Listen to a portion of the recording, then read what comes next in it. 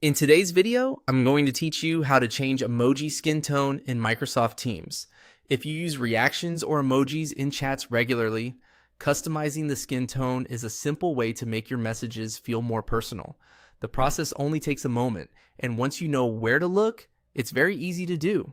To begin, open Microsoft Teams and go to the chat area. You'll want to be inside a conversation where you can type a message, since that gives you access to the emoji options. If you're already in a chat, you're ready for the next part. Next, look for the emoji icon near the message box and click it. This opens the emoji picker, where you can browse through the available emojis you can send in your conversation. If you've used emojis before in Teams, this panel should look familiar. Take a second to find the emoji you want to customize. Keep in mind that not every emoji supports skin tone variations, so this works best with human gestures and similar character-based emojis. Once you've found the emoji you want, right-click on it. This is the key step that many people miss.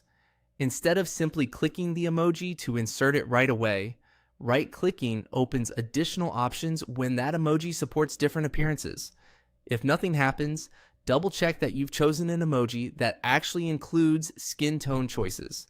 After right-clicking, you should see the available skin tone options appear. From there, choose the one you prefer. As soon as you select it, Teams will use that version of the emoji. This makes it easy to match the emoji style you want before sending it in your message.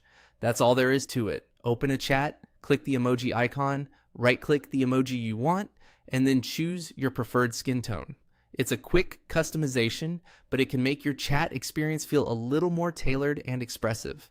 As a helpful tip, if you use the same emoji often, it's worth checking whether Teams remembers your last selected tone for that emoji. In many cases, this can save you time the next time you want to use it. And if you don't see tone options for a specific emoji, that usually just means that particular one doesn't support alternate skin tones. Thanks for watching. And now you know how to change emoji skin tone in Microsoft Teams.